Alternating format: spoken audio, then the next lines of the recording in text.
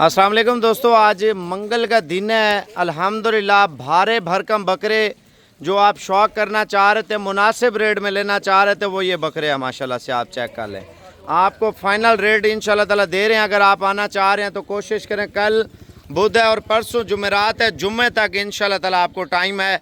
आप 10 बकरे लें, 20 बकरे लें, 25 बकरे लें, 15 लें, 18 लें, जितने दिल करें इंशाल्लाह ताला आप साबिर गोट फार्म से आएँ, आप आके लें। इंशाल्लाह आपको हर तरह का बकरा इंशाल्लाह ताला आपको देंगे, वो भी मुनासिब रेट में।